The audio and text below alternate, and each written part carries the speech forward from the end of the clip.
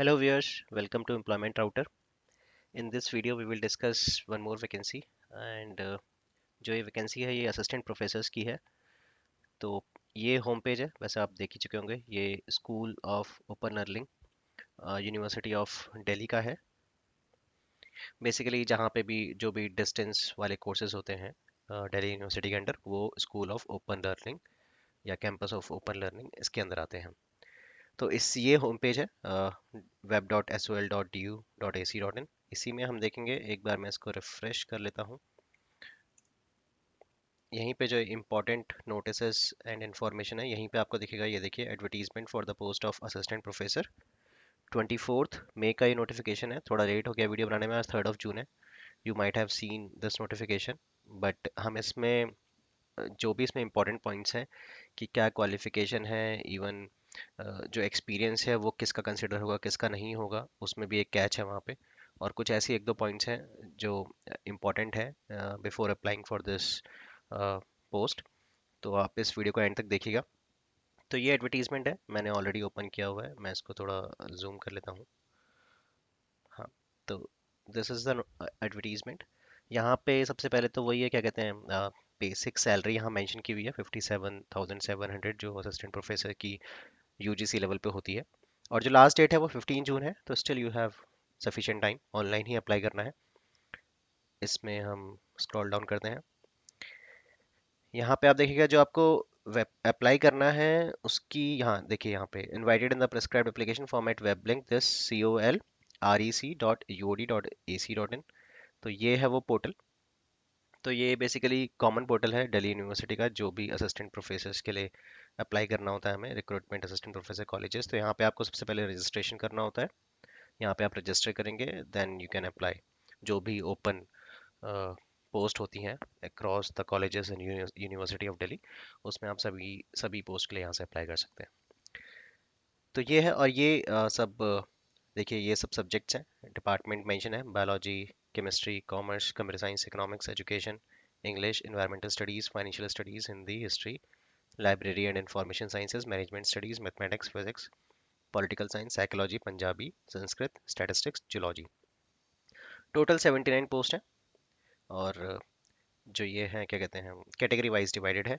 तो आप देख लीजिएगा आपकी कौन सी कैटेगरी है और कौन सा सब्जेक्ट है। तो ये इतनी वैकेंसी, 79 वैकेंसीज हैं, असिस्टेंट प्रोफेसर्स की हैं। यहाँ पे प्रोफेसर या फिर एसोसिएट की नहीं है। All post are of assistant professor. इसमें हम स्क्रॉल डाउन करते हैं फिर। ये क्वालिफिकेशन है। तो मास्टर्स डिग्री होनी चाहिए आपके पास। जो भी आपका सब्जेक्ट है उसमें एटलीस्ट 55% होने चाहिए।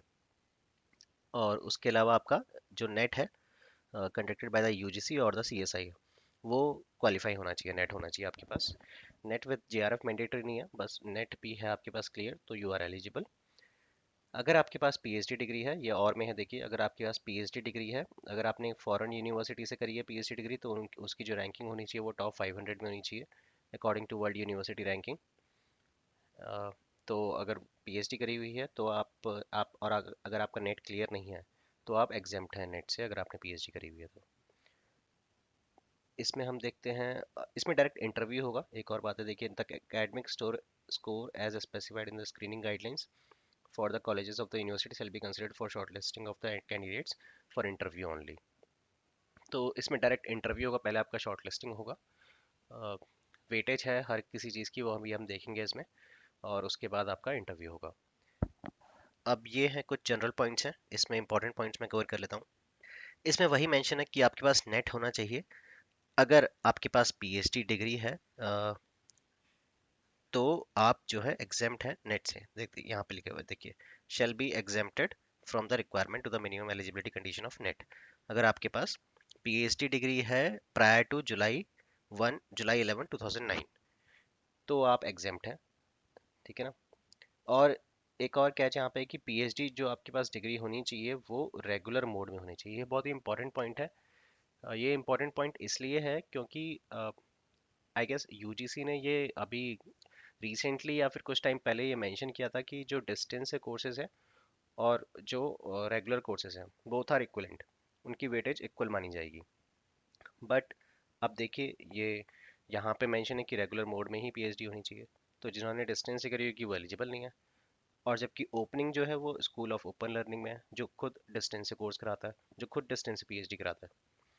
तो खुद जो डिस्टेंस से करा रहे हैं वही डिस्टेंस वाले को एलिजिबल नहीं मान रहे हैं।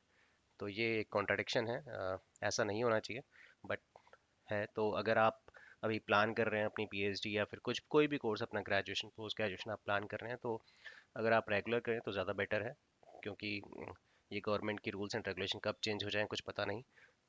तो इसलिए रेगुलर की ही ट्राई करें, डिस्टेंस से ना करें, क्योंकि ऐसे कैच हो जाते हैं कभी कभार रिक्रूटमेंट में कि रेगुलर मोड वाले ही अप्लाई कर सकते हैं, डिस्टेंस वाले नहीं कर सकते। ये वीडियो थोड़ी लंबी होगी बिकॉज ऐसे ही कुछ कैच है यहाँ पे जो मैं मेंशन करूँगा इस वीडियो में। पीएचडी थीसिस आपकी 2 एक्सटर्नल एग्जामिनर से अवॉर्डेड होनी चाहिए, है ना। ये कुछ रूल्स हैं, पीएचडी अगर आपने करी है तो ये आप देख लीजिएगा। इसके बाद हम देखें तो मिनिमम 55% आपके मार्क्स होने चाहिए मास्टर्स लेवल पे, जो हम ऑलरेडी देख चुके हैं। कुछ रिलैक्सेशन है कैटेगरी वाइज, तो वो आप देख लीजिएगा, ये मैं कवर नहीं कर रहा हूँ। जो इंपॉर्टेंट पॉइंट्स होंगे जो कॉमन टू ऑल कैंडिडेट्स होंगे वो मैं कवर करूंगा इसमें। Number of candidates to be called for interview for the teaching post in the colleges shall be determined after screening of application. Screening होगी, उसके बाद नंबर ऑफ कैंडिडेट्स डिसाइड होंगे जो इंटरव्यू के लिए जिन्हें कॉल होगा। इसके बाद फिर यहाँ पे जो फ़ी है वो 500 की है, जनरल ओबीसी और ईडब्ल्यूएस कैटेगरी के, और कोई एग्जामिनेशन फ़ी नहीं है एससी एसटी पीडब्ल्यू बीडी और वुमेन एप्लीकेंट्स के लिए। तो फीस भी नॉमिनल है, यहाँ पे कुछ ज़्यादा फीस नहीं ले रहे हैं ये। फिर यहाँ पे थोड़ा और स्क्रॉल डाउन करने पे आपको दिखेगा ये जो गाइडलाइंस हैं स्क्रीनिंग की और जो शॉर्टलिस्ट करेंगे कैंडिडेट्स को, वो यहाँ पे इन्होंने मेंशन की हुई हैं। तो यहाँ पे आप देखिए, ये है क्राइटेरिया। ग्रेजुएशन में अगर आपके 80% से अबव है तो 21 पॉइंट्स मिलेंगे आपको, 60% से 80% है तो 19 पॉइंट्स मिलेंगे, 55% से 60% है तो 16 पॉइंट्स, 45% से 55% 10 पॉइंट्स। सिमिलरली पोस्ट ग्रेजुएशन में मेंशन किया हुआ है। फिर M Phil M Tech L L M M Ed या कुछ भी इक्वलेंट आपने इसका किया हुआ है तो उसके अकॉर्डिंग पॉइंट्स इन्होंने मेंशन किए हुए हैं। अबव 60% 7 है, 55 टू 60% 5 है। पीएचडी आपने करी हुई तो 25 पॉइंट्स है। नेट विथ जेआरएफ है तो 10 पॉइंट्स है, और सिर्फ नेट है तो 8 पॉइंट्स है। आपका रिसर्च पब्लिकेशन जो आपने करी हुई है, 2 marks for each research publication published in peer received और यूजीसी लिस्टेड जर्नल्स, 6 पॉइंट्स हैं उसके। 2 मार्क्स फॉर ईच रिसर्च, तो अगर आपने 3 करी हैं तो शायद 6 हो जाएंगे। टीचिंग का जो आपका एक्सपीरियंस है, 2 मार्क्स हर एक साल का जो है, 1 साल के एक्सपीरियंस पे आपको 2 मार्क्स मिलेंगे, तो मैक्सिमम 10 मार्क्स तक आप इसमें 10 पॉइंट्स तक आप इसमें सिक्योर कर सकते हैं। अवार्ड्स अगर आपको कोई मिले हैं इंटरनेशनल नेशनल लेवल पे बाय इंटरनेशनल ऑर्गेनाइजेशन या गवर्नमेंट ऑफ इंडिया या रिकग्नाइज नेशनल लेवल बॉडीज जो भी हैं, तो 3 पॉइंट्स हैं। स्टेट लेवल पे मिला है तो 2 पॉइंट्स हैं। इसमें देखिए ये बहुत ही इंपॉर्टेंट पॉइंट है यहाँ पे एक्सपीरियंस का। यहाँ पे हम देखें तो टीचिंग और जो पोस्ट डॉक्टरल एक्सपीरियंस थे वो 2 मार्क्स थे हर 1 साल के। 1 साल के एक्सपीरियंस पे आपको 2 मार्क्स मिलेंगे, मैक्सिमम आप 10 मार्क्स ले सकते हैं, यानी 5 ईयर्स के एक्सपीरियंस तक आप इसमें दिखा सकते हैं। बट जो आपका एक्सपीरियंस है वो ऐसा नहीं है कि कहीं का भी वैलिड होगा। यहाँ पे देखिए क्या लिखा है, experience rendered on temporary ad hoc contractual post doctoral basis shall be taken into account only if the candidate is drawing salary or consolidated pay not less than the minimum basic pay as prescribed by the UGC and plus applicable DNS allowances from time to time। तो यानी अगर आप जहाँ भी पढ़ा रहे हैं ad hoc basis पे, टेम्पररी या कॉन्ट्रैक्चुअल, आपकी जो सैलरी होनी चाहिए वो यूजीसी की गाइडलाइंस के अकॉर्डिंग होनी चाहिए। यूजीसी की जो बेसिक पे है उससे कम आपकी सैलरी नहीं होनी चाहिए। जैसे कई कॉलेजेस हैं जो रख लेते हैं बट वो सैलरी बहुत कम देते हैं या यूजीसी की गाइडलाइंस फॉलो नहीं करते हैं, उससे उसकी यूजीसी ने जो डिफाइन की हुई बेसिक पे उससे कम देते हैं, तो आपका एक्सपीरियंस फिर काउंट नहीं होगा। ये बहुत ही इंपॉर्टेंट कैच है।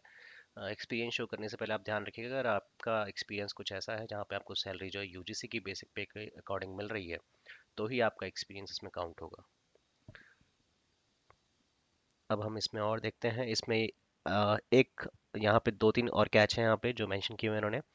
आपको जो M Phil M Tech L L M M Ed है प्लस पीएचडी, इसमें आप मैक्सिमम 25 मार्क्स ही सिक्योर कर सकते हैं। जैसे हम देखें इसमें लेट से आपने एम टेक किया हुआ है प्लस पीएचडी करी हुई है। एम टेक में आपके अबव 60% है तो 7 पॉइंट्स, पीएचडी है तो 25, 25 प्लस 7 32, तो ऐसा नहीं आपको 32 मार्क्स मिल जाएंगे, आपको मैक्सिमम 25 मार्क्स ही मिलेंगे। कैपिंग इन्होंने करी हुई है। तो ये जो रूल्स हैं यहाँ पे, ये कैपिंग वाले रूल्स हैं। जैसे जेआरएफ और नेट के आप टोटल मैक्सिमम 10 मार्क्स ही सिक्योर कर सकते हैं। ऐसा नहीं है कि नेट विद जेआरएफ के 10 थे और ओनली नेट के 8 थे, तो आपका नेट भी क्लियर है, जेआरएफ भी क्लियर है, तो आप मानो कि मुझे नेट विद जेआरएफ के भी पॉइंट्स मिलेंगे 10 और नेट वाले के 8 जो पॉइंट्स हैं वो भी मिलेंगे, टोटल 18 हो जाएंगे। नहीं, ऐसा नहीं है, मैक्सिमम आपको 10 ही मिलेंगे। सिमिलरली अवार्ड कैटेगरी में नेशनल लेवल पे अवार्ड है तो आपको 3 मार्क्स थे इफ़ यू रिमेंबर, और स्टेट लेवल पे तो आपको 2 मार्क्स थे। तो ऐसा नहीं है कि नेशनल स्टेट दोनों में मिला है तो आप 5 मान लें उन्हें, आपको मैक्सिमम इसमें 3 मार्क्स ही मिलेंगे। तो ये कुछ कैपिंग्स हैं जिन्होंने करी हुई हैं। तो टोटल एकेडमिक स्कोर की कैपिंग है 84। Academic means graduation, post graduation, M Ed, M Tech, जो भी आपने किया हुआ है उसकी जो मैक्सिमम कैपिंग है वो 84 मार्क्स की है। रिसर्च पब्लिकेशन की 6 मार्क्स की है। टीचिंग एक्सपीरियंस की 10 मार्क्स की कैपिंग है। टोटल हो जाते हैं 100। तो 100 में से आपको फिर मार्क्स मिलेंगे जैसा भी आपका रिकॉर्ड होगा।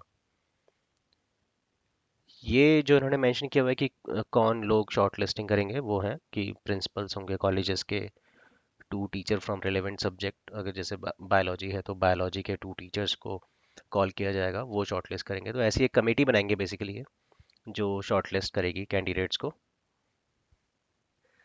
इसमें यहाँ पे एक और चीज़ मेंशन की हुई है इन्होंने, the screening committee will draw list of all the candidates indicating the marks scored by them in descending order.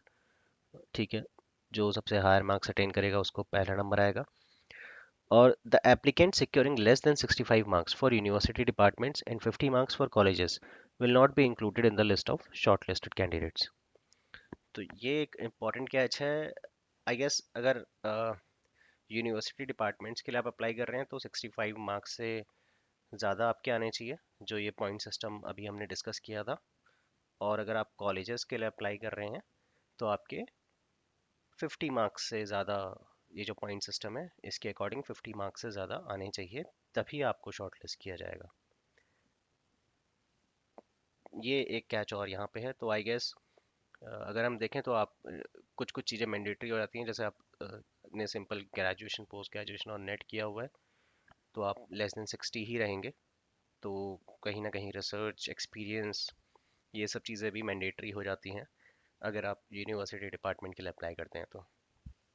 Otherwise आपके 65 से ज़्यादा नहीं आएंगे, बट स्टिल आप देख लीजिएगा आपके कितने मार्क्स उस पॉइंट सिस्टम के अकॉर्डिंग आ रहे हैं। तो ये एक शॉर्ट लिस्टिंग क्राइटेरिया है। एक और चीज़ है कि जो आपने टाइम लिया है अपना M Phil, M Tech, M Ed और पीएचडी करने के लिए, उसका जो टाइम है या उस टाइम जो आपने रिसर्च करी होगी उसको एक्सपीरियंस में काउंट नहीं होगा वो, ऑब्वियसली। ठीक है ना, ये भी चीज़ आप माइंड में रखिएगा। यही पॉइंट्स हैं इसमें, और कुछ इसमें इंपॉर्टेंट पॉइंट्स नहीं है। तो जो भी कैच थे मैंने इस वीडियो में कवर कर लिए हैं। आप इस वीडियो को एक दो बार और देख लीजिएगा अगर आपको पॉइंट्स क्लियर नहीं है तो। I think I have covered all the important points at least, है ना। तो इसमें फीस 500 है, लास्ट डेट आप याद रखिएगा क्या थी, और जो भी एलिजिबल है you can apply. This is very good opportunity. तो thank you for watching this video, please like, share and subscribe the channel.